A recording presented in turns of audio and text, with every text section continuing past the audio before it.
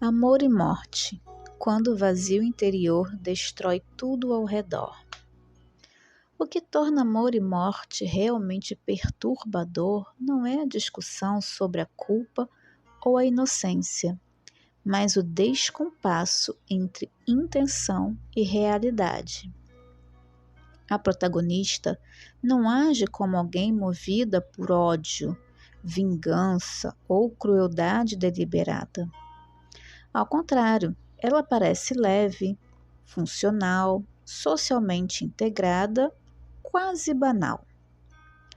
E é justamente isso que dá peso à história, porque revela algo mais incômodo do que o mal explícito.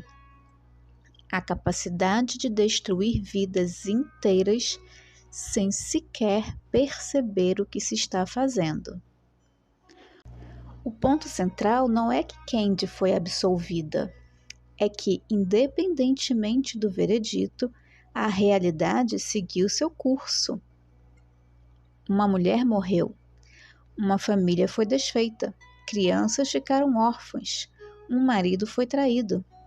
E a própria protagonista, ainda que preserve a imagem social, atravessa um evento que rompe qualquer possibilidade de ingenuidade sobre si mesma. A vida não se reorganiza ao redor da narrativa confortável que ela construiu no começo.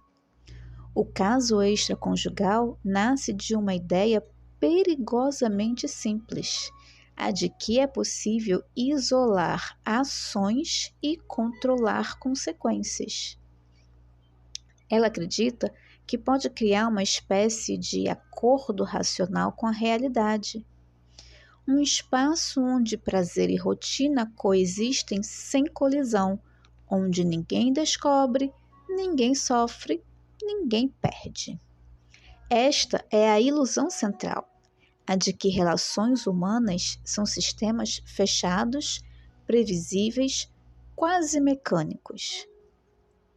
Porém, relações humanas não são assim.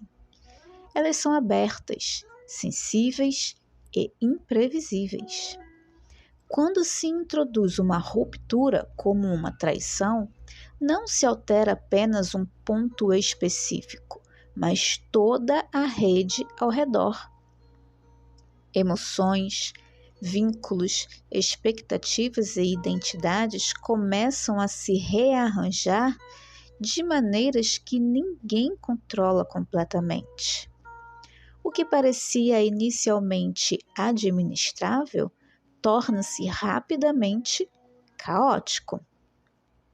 Nesse sentido, o erro da protagonista não está em ser um monstro, mas em ser superficial diante da complexidade da vida. Ela subestima o peso dos próprios atos. Age como se estivesse lidando com algo pequeno, reversível, sem grande impacto, quando na verdade está mexendo em estruturas profundas: confiança, lealdade, intimidade, pertencimento. Candy não era uma pessoa desocupada. Ela tinha filhos para cuidar, marido e casa, participava de uma comunidade religiosa onde cantava no coral e era bem ativa, tinha amigas para conversar e participava de um grupo literário. Ou seja, não havia falta de afazeres. O que havia era um interior vazio, incapaz de conferir sentido àquilo que ela fazia. A agenda estava preenchida, mas a vida não estava enraizada, e é justamente essa dissociação entre atividade externa e ausência de interioridade que permite que decisões profundas sejam tomadas com uma leveza tão enganosa. Aqui é onde a tensão entre a aparência e a essência revela-se com mais clareza. A Luz de Jesus Cristo trata-se do drama dos sepulcros caiados. Por fora, beleza, utilidade e simpatia. Por dentro, desordem, vazio, e morte. A questão não é apenas o que se faz, mas de onde isso brota. Uma vida construída na superfície pode sustentar a imagem por muito tempo, até que a realidade a atravesse. Poderíamos descrever esse mesmo fenômeno como uma desarmonia da alma. O erro nasce da ignorância. A protagonista confunde felicidade com alívio momentâneo, tentando curar o tédio com estímulos externos. E há uma distinção crucial.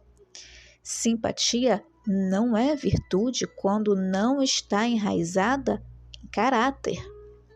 Virtude é hábito, é formação, é consistência. Quando a aparente bondade funciona apenas como performance social, ela não sustenta decisões difíceis e pode até servir de cobertura para escolhas destrutivas. Essa superficialidade aparece como incapacidade de reconhecer o peso absoluto do ser humano. O tédio, a conveniência ou o carisma não alteram o fato de que pessoas não podem ser usadas como meios. Ao transformar relações em instrumentos, seja para prazer, seja para a manutenção de uma rotina, a protagonista rompe algo fundamental, ainda que no início isso pareça apenas um detalhe administrável. Há ainda algo mais inquietante. O mal não surge necessariamente de intenções grandiosas e perversas, mas muitas vezes da ausência de pensamento profundo. O que vemos em Amor e Morte não é uma mente arquitetando a destruição, mas alguém organizando a própria vida como um mero conjunto de tarefas.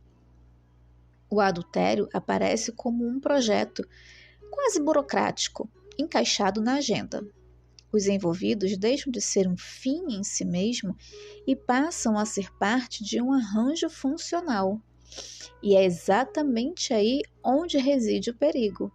Quando a vida se reduz à gestão de aparências e satisfações imediatas, a dimensão moral não desaparece. Ela apenas deixa de ser percebida.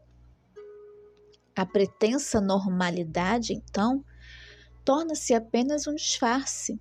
A protagonista é absolvida juridicamente porque encarna aquilo que a sociedade reconhece como bom: simpatia, religiosidade, utilidade.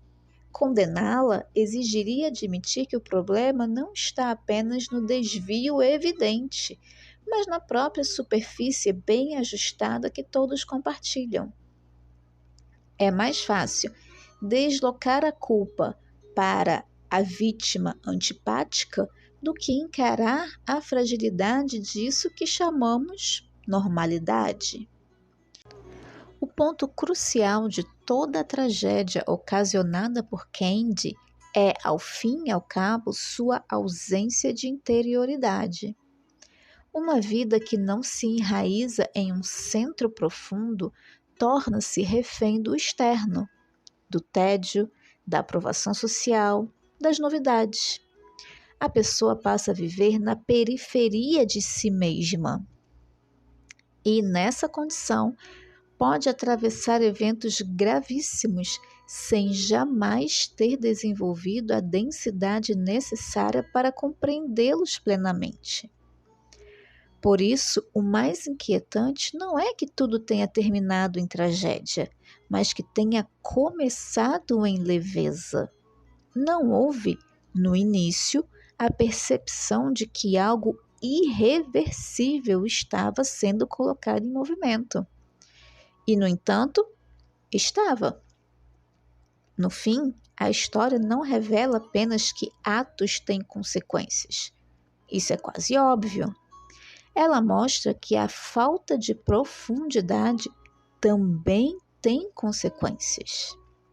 que decisões tomadas na superfície da vida podem alcançar camadas muito mais profundas do que quem decide é capaz de enxergar. E que muitas vezes não é o ódio que destrói, mas algo muito mais comum e silencioso. A combinação entre vazio interior, autoconfiança ingênua e a crença de que a realidade pode ser mantida sob controle.